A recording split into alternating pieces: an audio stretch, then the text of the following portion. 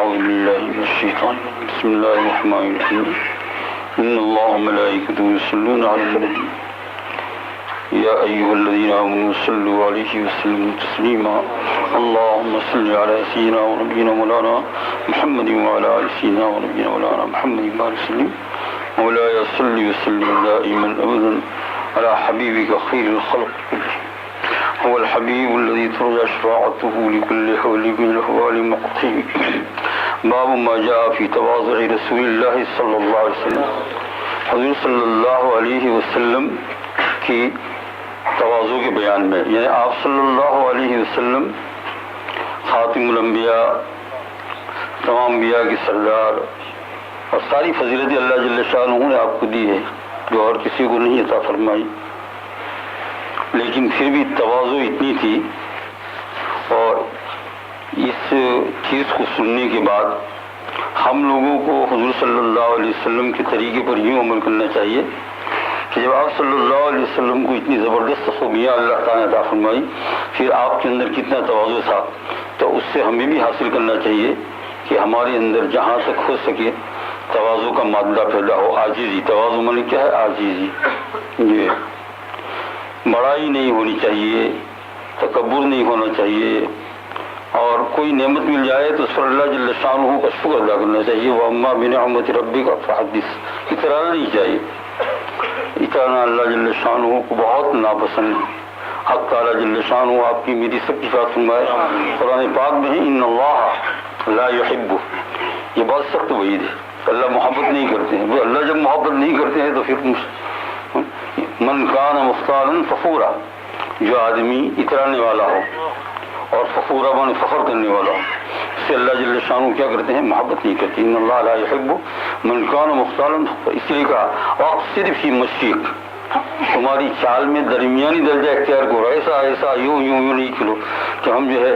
اور اس میں گاڑی چلانا بھی آ گیا، گاڑی چلاتے وقت بھی جو ہے کوئی نئی گاڑی اللہ نے دے دی تو فخر تکبر کے اندر جو ہارن بجاتا ہوا اور یہ اور وہ، یہ پھر جو ہے کبھی کیا ہو جائے گا، سر کے بل گرے گا۔ تو اللہ جل شانہ اچھی گاڑی دی تو اللہ جل شانہ کا شکر ادا کرے کہ اللہ تیرا شکر ہے کہ تو نے مجھے ایک اچھی سواری عطا فرمائی۔ استعمال کرنے میں کوئی حرج نہیں ہے، فخر نہیں آنا چاہیے۔ واقصد فی مشیک واغضض من صوتک، اور کہتے ہیں کہ یوں عام طور سے تم باتیں کرو تمہاری آواز میں بھی کیا درمیانی درجہ ہونا چاہیے، یہ نہیں کہ جس پر دیکھو اس پر گرج پڑو، برس پڑو، جس کو دیکھو اس کو۔ یہ کسی دن تو ہماری آواز اور سب ختم ہو جانے والا ہے، تو اس کو بھی سے یاد کر دو، ہے نا۔ اور پھر گویا کہ اگر تم بہت زور سے آواز کرتے ہو خامخواہ بلا ہو جاؤ تو جان لو کہ بہت بڑی آواز کرنا ہو تو گدھے کا کام۔ ان انکر الاصوات لصوت الحمیر، تمام آوازوں میں سب سے بری آواز کس کی ہے؟ کبھی سنا کہ نہیں کبھی؟ یہ قرآن پاک میں اللہ جل شانہ نے ہمیں تعلیم دی ہے، تو یہ صفت ہمارے اندر آنی چاہیے۔ تکبر جو ہے بہت بری چیز ہے، اس سے آدمی پکڑا جاتا ہے۔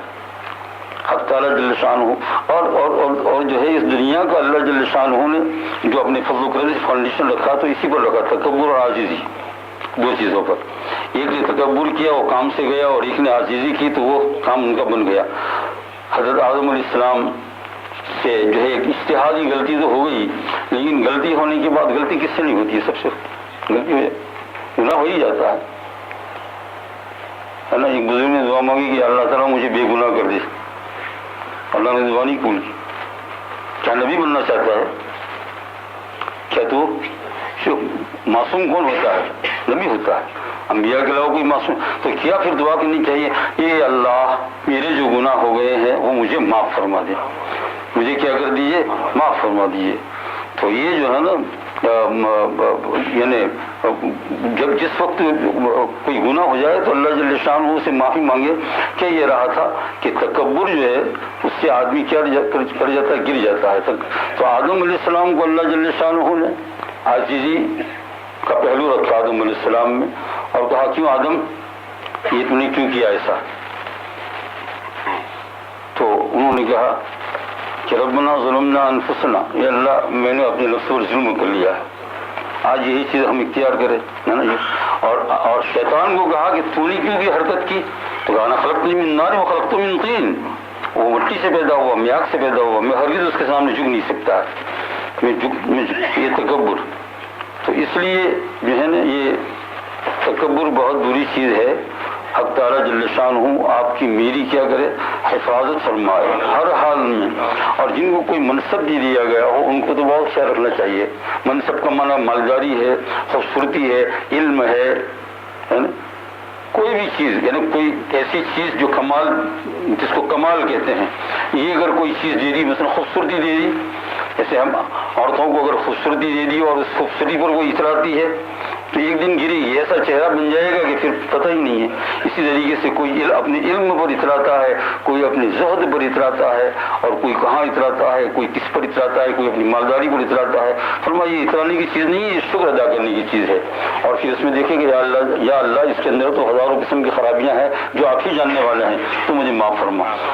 سرکار دو عالم صلی اللہ علیہ وسلم اللہ جل شانہ نے ساری خوبیاں عطا فرمائی. کون سی خوبی ایسی ہے جو اللہ تعالیٰ نے رسول پاک صلی اللہ علیہ وسلم نے، لیکن آپ کی طبیعت کے اندر جو ہے اتنی عاجزی تھی کہ آپ کو یہ سمجھنا چاہیے. کہتے ہیں کہ بہت سارے ایسے واقعات تو ہیں، لیکن جو ہے ایک آدھ واقعہ حدیث پاک کے اندر جو اس وقت سامنے ہے وہ آپ کو عرض کر دوں کہ ایک مرتبہ جو ہے اس سفر کے اندر جو ہے صحابہ کرام رضوان اللہ اجمعین بھی تھی حضور صلی اللہ علیہ وسلم ساتھ، اور حضور بھی تھی اس سفر میں. تو ایک منزل پر چلے گئے اور اس کے بعد پھر جو ہے وہ کچھ بھوک لگی تو وہ لوگ کیا کرتے تھے، وہ ہماری طرح کھانا ساتھ تو لیتے نہیں تھے، ہم تو لے جاتے ہیں ساتھ میں. وہ تو وہاں بکری کو ذبح کر لیا یا اور کوئی چیز مل گئی اس کو پکا لیا تازہ اور وہیں کھا لیا. تو جو ہے ایک منزل پر ٹھہر گئے اور صحابہ نے جو ہے ایک بکری ذبح کرنے کا ارادہ کیا، اور جو بکری ذبح کرنے کا ارادہ کیا تو اس کام کو آپس کے اندر بانٹ لیا، تقسیم کر لیا کہ بھئی تم یہ کرنا، تم یہ کرنا، تم یہ کرنا. جیسے یہ نہیں تبلیغی جماعت آتی ہے تو ایسا کرتی ہے نا، لیکن اس میں بھی اگر کوئی امیر صاحب تو قبول کرے تو پھر جو ہے ان کا فیض اور نور پہنچے گا نہیں، کسی کو پہنچے گا نہیں. یہ کہ بھائی میں بیٹھا ہوں آگے، میں تو بڑا امیر ہوں، آگے سبحان اللہ سبحان اللہ سبحان اللہ. اللہ تعالیٰ کو یہ پسند نہیں ہے. اگر ایسا ہی کرنا ہے تو حضور صلی اللہ علیہ وسلم کی بات سن لو. صحابہ نے کام تقسیم فرمایا.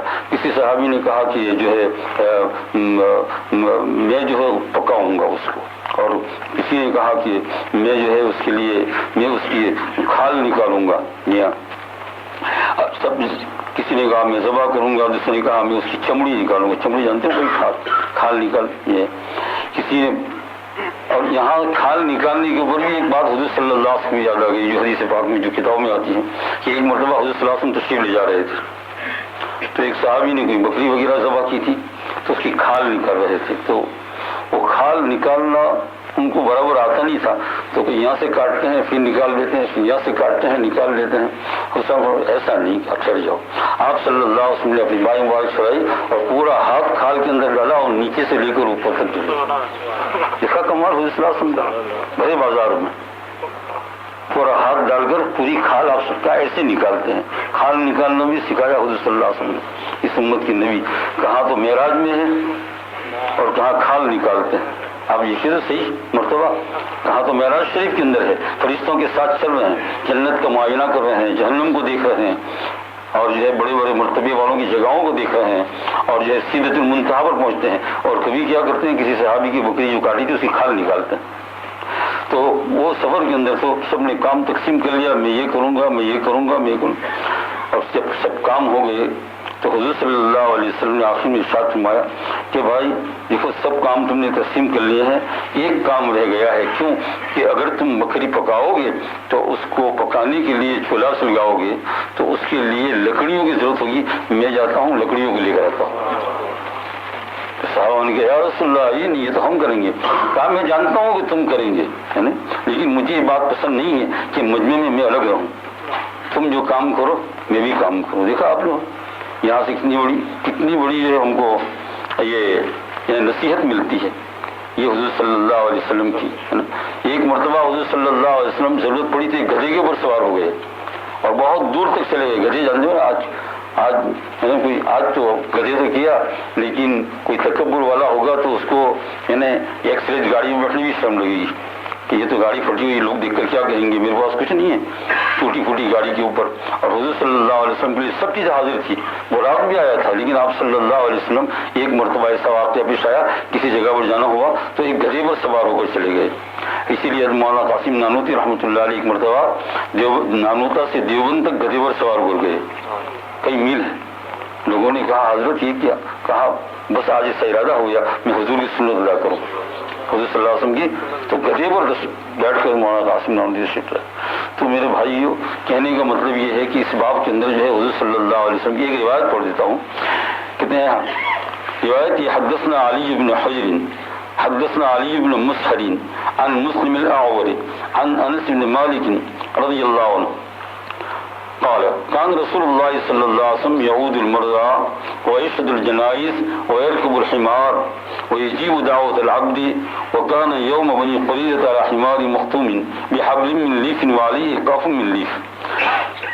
انس بن مالک رضی اللہ عنہ روایت کرتے ہیں کہ حضور صلی اللہ علیہ وسلم یعود المرضى بیماروں کی بیمار پرسی بھی جاتے تھے. کوئی بیمار ہے کہیں گھر پر کوئی ہسپتال میں تو آپ صلی اللہ علیہ وسلم کیا کرتے تھے؟ تشریف لے جاتے تھے، پوچھتے تھے بھائی طبیعت کیسی ہے، کچھ پڑھتے بھی تھے، دم بھی کرتے تھے، سر کے اوپر ہاتھ مبارک بھی پھیرا دیتے تھے. کیا نا یعود المرضى لکھا آپ نے حضور صلی اللہ علیہ وسلم صحابہ کرام رضی اللہ اجمعین. بلکہ یہاں تک آتا ہے کہ حضور صلی اللہ علیہ وسلم غیر مسلم کی عیادت کے لیے تشریف لے گئے، غیر مسلم کی یعود المرضى ویشهد الجنائز. اور کہتے ہیں جنازوں بھی حاضر ہو جاتے تھے. اور کہتے ہیں ویرکب الحمار، گدھے پر بھی سوار ہوتے تھے، جیسے ابھی میں نے آپ کو کہا. یعنی یہ ویجیب دعوت العبد، اور غلام کی دعوت کو بھی کیا کرتے تھے. تو غلام اس لیے کہا چلو بڑی دعوت کا تو قبول کرنا تو سبھی کو آتا ہے، لیکن کوئی معمولی دعوت ہو اور اس کو اگر قبول کرے تو یہ کیا ہو جائے گا، بہت بڑے ثواب کی بات ہے. غریبوں کو کون پوچھتا ہے بیچارہ، آگے بھی بات سمجھیے. تو غریبوں کی دعوت بھی قبول کرتے رہے. اور کہتے ہیں بنی قریظہ کے دن یہ ایک جو ہے جنگ تھی، تو اس میں کہتے ہیں علی حمار، ایک گدھے پر سوار ہوئے تھے کہ جس کی لگام بھی کھجور کی چھال کی تھی، اور اس کے اوپر جو زین بنائی تھی وہ بھی کھجور کے درخت کی چھال تھی، کھجور کے درخت کے قسم معمولی طور بیٹھے تھے. یہ ایک روایت پڑھی، اس کا ترجمہ کیا، اللہ جل شانہ قبول فرمائے. مطلب یہ ہے کہ میرے بھائیوں، ہماری طبیعت کے اندر کیا ہونا چاہیے، عاجزی ہونی چاہیے. طبیعت کے اندر جو ہے غرور، یہ تو اللہ جل شانہ، آپ کو معلوم ہے بہت ساری عبادت کرنے کے بعد اگر آدمی غرور میں مبتلا ہو گیا تو اس سے وہ آدمی ہزارہ درجہ بہتر ہے، ہزارہ ایک نہیں، کہ جو جس سے گناہ ہو گیا لیکن اس گناہ کے اوپر سر کو جھکا کر روتا ہے. حق تعالیٰ جل شانہ کو یہ بہت پسند ہے، عاجزی بہت پسند ہے. اس لیے تو بعض اوقات بعض گناہوں کے کرنے سے مرتبہ بڑھ جاتا ہے. تو یہ بات سمجھ نہیں آئی کہ گناہ نیکیوں کے کرنے سے مرتبہ تو بڑھتا ہے، گناہوں کے کرنے سے مرتبہ تو ہوا کیا گناہوں کے کرنے سے کہ وہ گناہ جب تک ہوا نہیں تھا تب تک وہ جو نیکیاں کرتا تھا اسی کی خیال میں رہتا تھا، لیکن درمیان میں جب گناہ ہو گیا تو اب ایک دم جو ہے کیا ہو گیا، سر گر گیا اور اسی کے پیچھے لگ گیا، یا اللہ ہائی کچھ نہیں. اس لیے حضرات اولیاء کرام محققین صوفیاء فرماتے ہیں کہ دین پر چلنے والوں کے لیے جن کو اللہ تعالیٰ قبول کرتے ہیں، کرتے کرتے کرتے کرتے کیا کرتے ہیں، کبھی ان سے کوئی قصور بھی کرا لیتے ہیں. کوئی کیوں قصور کرا لیتے ہیں؟ تاکہ وہ پھٹک نہ جاوے، بہک نہ جاوے. تو ہمیشہ ہی آپ جو ہے ہمیشہ ہمیشہ ہمیشہ جو ہے ہر نماز کو جو ہے تکبیر اولیٰ کے ساتھ پڑھتے ہیں. کسی دن آپ کی فجر غائب نہیں ہوتی ہے. تو 1 سال 2 سال 5 سال 10 سال پھر کیا ہوگا، پھر ذرا آہستہ آہستہ آئے گا شیطان قریب میں، ہے نا. یہ تو بہت خطرناک آئے گا. اور پھر دماغ میں آئے گا کہ اتنے سال ہو گئے میری جو ہے، پھر اس کو مجموعی بیان کریں گے تو یہ کیا ہو جائے گا، بڑا خطرے کا راستہ ہو گیا.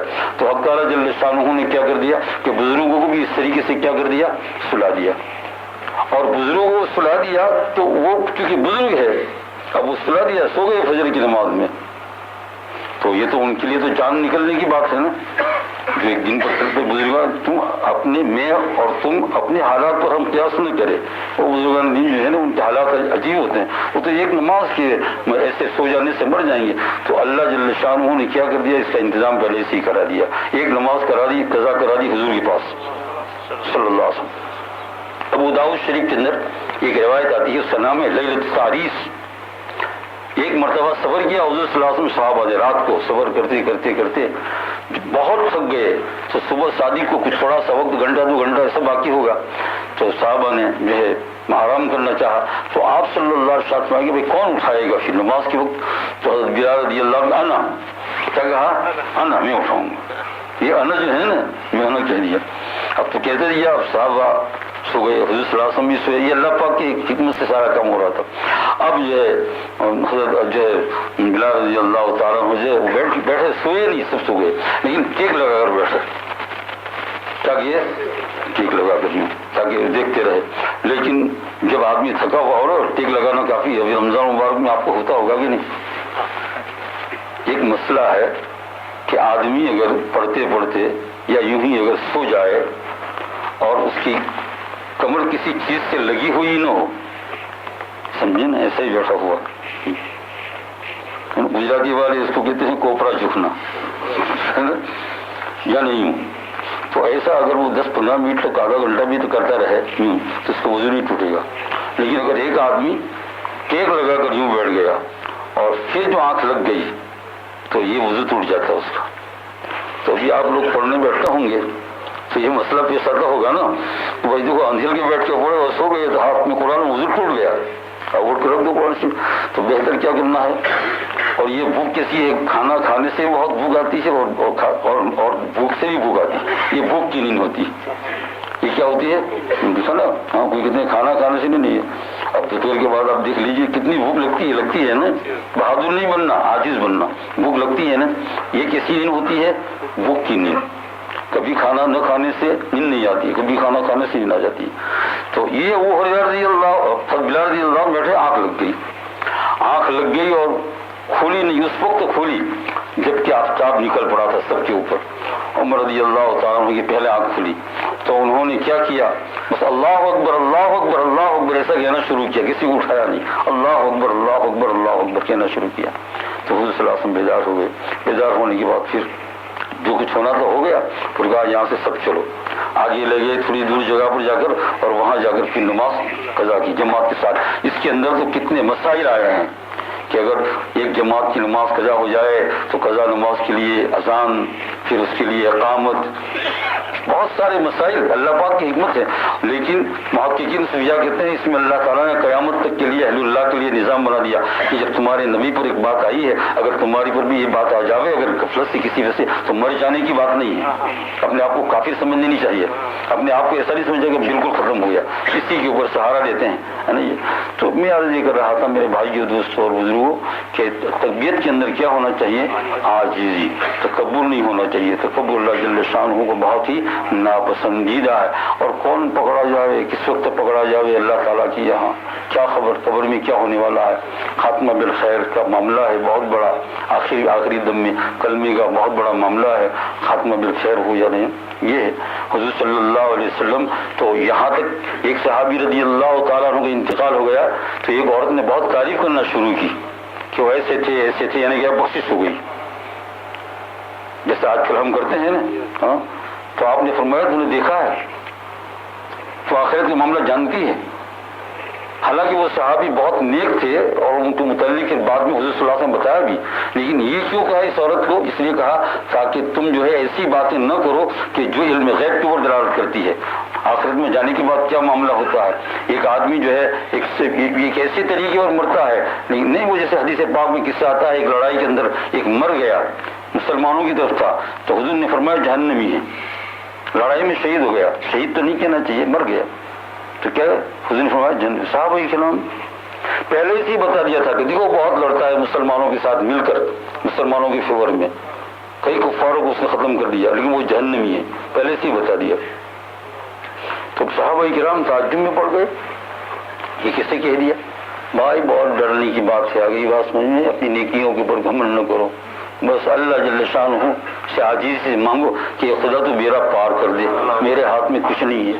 اللہم مغفرتک اوسع من ذنوبی, یہ اللہ تیری مغفرت میرے گناہ سے بہت زیادہ ہے, اور رحمتک ارجع عندی من عملی, اور میرے جتنے اعمال ہیں ان اعمال پر میں ہرگز بھروسہ نہیں کرتا ہوں.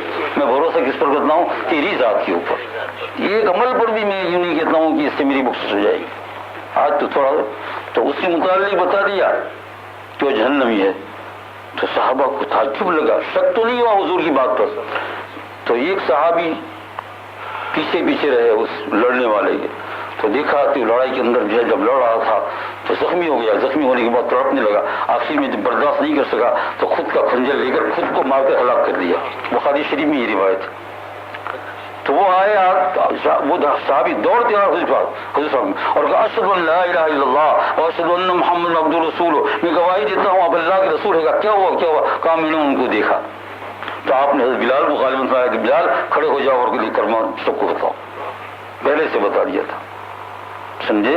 تو میرے بھائیو آج کل ہے نا، تو اس صحابیہ عورت کو آپ نے بتایا ایسی بات مت کر کہ وہ ایسا ان کو ایسا درجہ مل گیا اور یوں مل گیا اور یوں مل گیا۔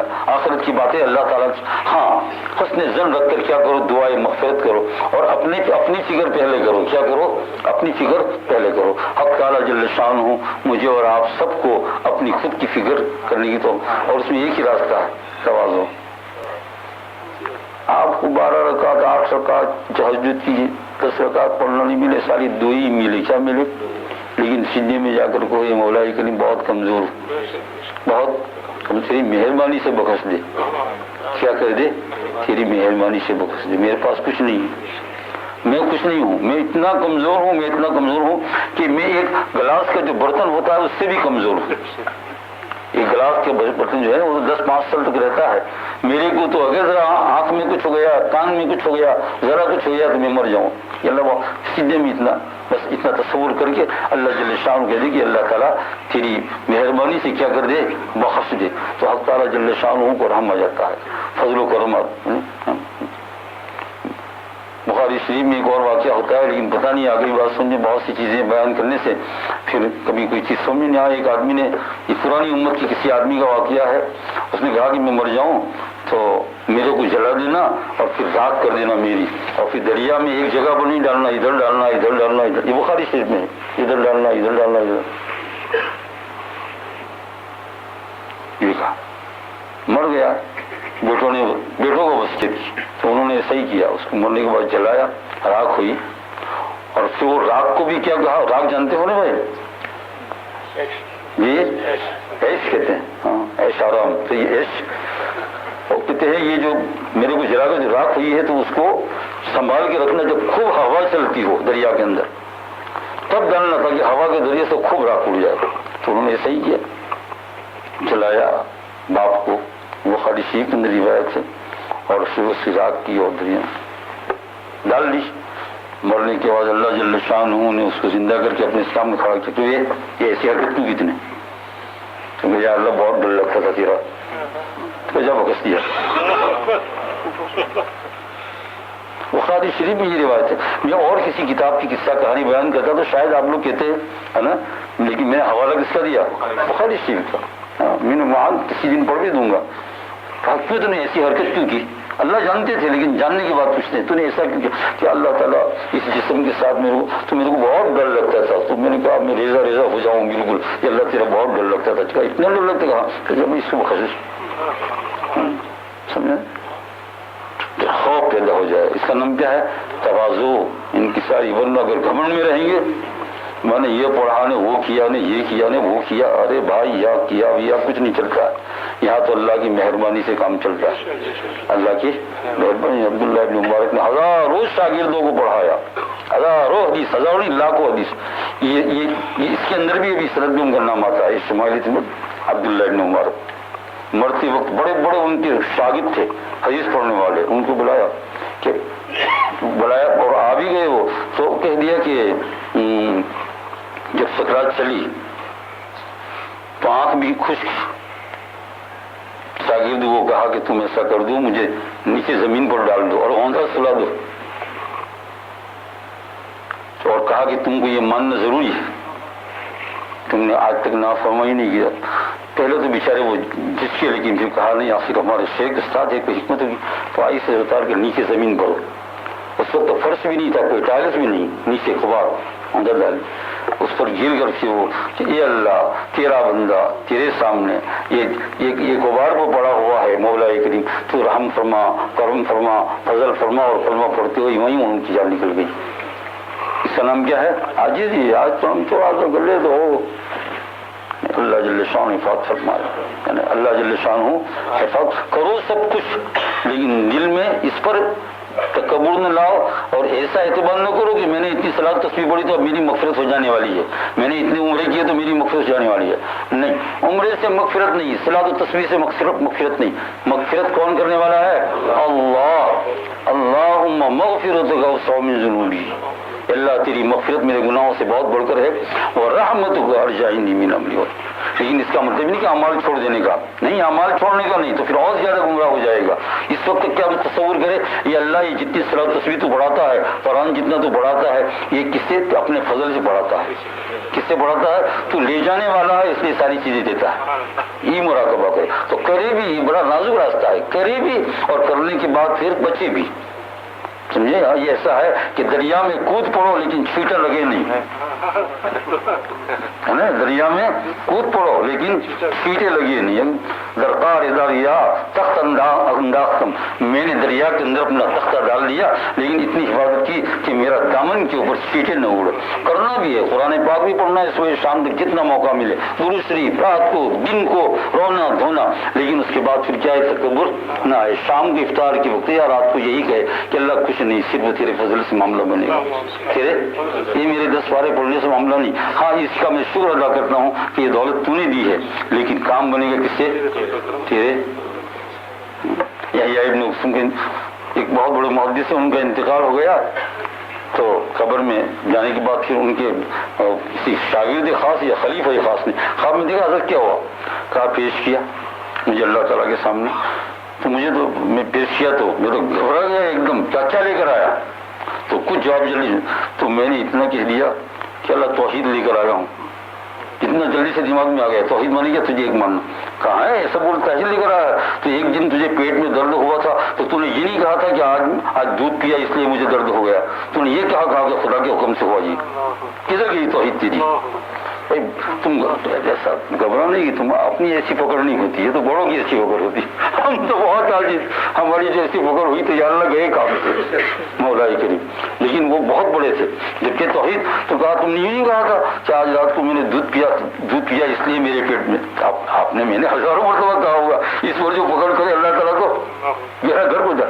تو وہ چپ ہو گئے تو کہا کہ بول پھر کیسی بخشش ہو گئی؟ کہ کیسے سے بخشش ہوگی؟ کہا یا اللہ جل شانہ کچھ نہیں، صرف یہ ہے کہ آپ کے فضل سے بخشش ہوگی. کہا آپ سیدھی بات کہی، جا بخش دیے. اللہ تعالیٰ توفیق عطا فرمائے.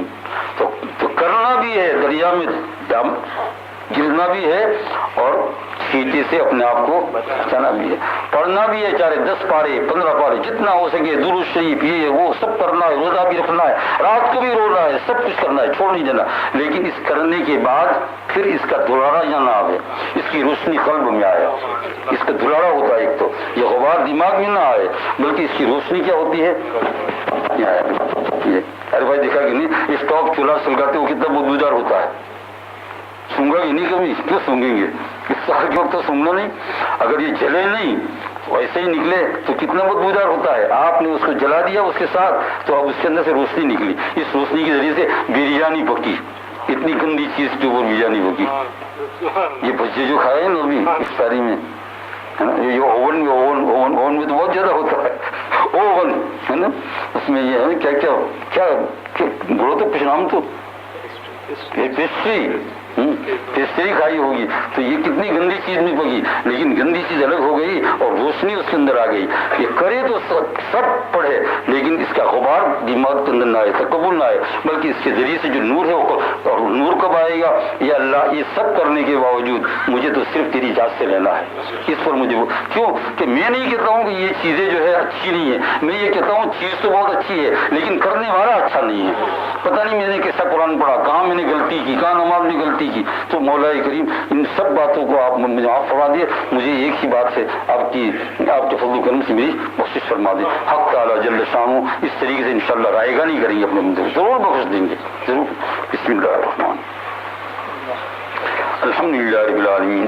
اللہم صلی علی سیدنا و نبینا مولانا محمد وعلی آل سیدنا و نبینا مولانا محمد وسلم. ربنا آتنا فی الدنیا حسنۃ وفی الآخرۃ حسنۃ وقنا عذاب النار. یا ارحم الراحمین، معاذ آپ کے فضل و کرم سے ہماری بخشش فرما دیجیے. یا اللہ آپ کے فضل و کرم سے مانگتے ہیں مولا کریم آپ کے فرم. اللہ 14 روزے پورے ہو گئے، 14 کے اللہ زندگی کے کئی رمضان ختم ہو گئے، اور ابھی بھی اللہ آپ علام الغیوب ہے جاننے والے ہیں. ہم تو یا اللہ صرف آپ سے، آپ کی ذات سے، یا اللہ آپ کی ذات رحیمی سے یا اللہ ہم یہ مانگتے ہیں کہ آپ اپنے فضل و کرم سے ہماری سب کی بخشش فرما دیجیے، سب کی بخشش فرما دیجیے. یا اللہ گھروں کے اندر جو عورتیں دعاؤں میں مولا کریم شامل ہو رہی ہے امید کر کے کہ ہمارے ہاتھ گھر میں ہے اور مسجد میں دعا ہو رہی ہے، مولا کریم تو ان کے ہاتھوں کو ہمارے ہاتھ کے ساتھ مولا کریم شامل فرما لے. ان کی بھی بخشش فرما، ہماری بخشش فرما، ہمیں صحت عطا فرما، تندرست عطا فرما. میں اللہ مجلس میں بیٹھنے والے یا اللہ تمام لوگوں کو قبول فرما، عورتوں کو بھی اور مردوں کو بھی قبول فرما. مولا کریم اس میں جو بھی بیمار ہو ان سب کو یا اللہ شفا عطا فرما. گھروں میں، ہسپتالوں میں بچے بوڑھے کمزور ضعیف مولا کریم جو بھی بیمار ہیں مولا کریم شفا کاملہ عاجلہ عطا فرما. یا اللہ عافیت عطا فرما، شفا عطا فرما. ہماری جائز حاجتوں کو پوری فرما. ہمارے ماں باپ یا اللہ جو آخر میں پہنچ چکے ہیں مولا کریم یا اللہ ان کی آپ کے فضل و کرم سے مغفرت فرما دے. اگرچہ وہ ان باتوں کو نہیں جانتے تھے اور ایسی دعا نہ کر سکے مولا کریم ہم ان کے حق میں دعا کرتے ہیں. مولا کریم ہم ان کے حق میں دعا کرتے ہیں کہ اپنے فضل و کرم سے تو ان کی بخشش فرما دے. اپنے یا اللہ اگر ابھی تک یا اللہ کچھ ان کا معاملہ باقی ہے تو مولا کریم آج کی رات میں مولا کریم معاذ آپ کے فضل و کرم سے اللہ ان کی بخشش فرما دیجیے. یا اللہ بخشش فرما دیجیے. ماں باپ کی، والدین کی، بھائی کی، بھائیوں کی، بہنوں کی مولا کریم حضور صلی اللہ علیہ وسلم کے امت کی مغفرت فرما. یا ارحم الراحمین، یا ارحم الراحمین تیری رحمت بہت بڑی ہے جس کا کوئی کنارہ نہیں ہے. ہم بندوں کو نالائقوں کو معاف فرما دے. یا اللہ ہمارے ظاہر اور باطن کو آپ خود جاننے والے ہیں. یا اللہ ہمارے دل کو اور یا اللہ ظاہری بات کو خوب جاننے والے ہیں. مولا کریم رحم الراحمین تو اپنے فضل و کرم سے بخشش فرما دے، معاف فرما دے. یا اللہ جن کے بچے بچیاں شادیوں قابل ہو چکے ہیں ان کو بھی مناسب یا اللہ موقع عطا فرما اور قرض کو دور فرما. یا اللہ رزق میں برکت عطا فرما. یا اللہ تمام مسائل کو آسان فرما. جسموں کے کسی بھی حصم کے اندر یا اللہ بیماری ہو، خصوصاً یہاں بیٹھے ہوئے لوگوں میں سے کہ وہ لوگ امید کر کے بیٹھے ہیں کہ ہم اللہ کے تعالیٰ کے پاس دعا مانگتے ہیں اللہ تعالیٰ عطا فرمائے گا اور ضرور یا اللہ تو عطا فرماتے ہیں. یا اللہ آنکھ میں، کان میں، سر میں یا اللہ پیٹ میں، سینے میں جو بھی بیماری ہو جہاں بھی ہو یا اللہ شفا کاملہ عاجلہ عطا فرما. اللہم انا نسألک بسیدنا محمد النبی صلی اللہ علیہ وسلم. اللہم انا نسألک بسیدنا محمد النبی صلی اللہ علیہ وسلم. اللہم انا نسألک بسیدنا محمد النبی صلی اللہ علیہ وسلم. وصلی اللہ تعالی علی خیر سیدنا مولانا محمد وعلی آلہ وصحبہ اجمعین برحمتہ.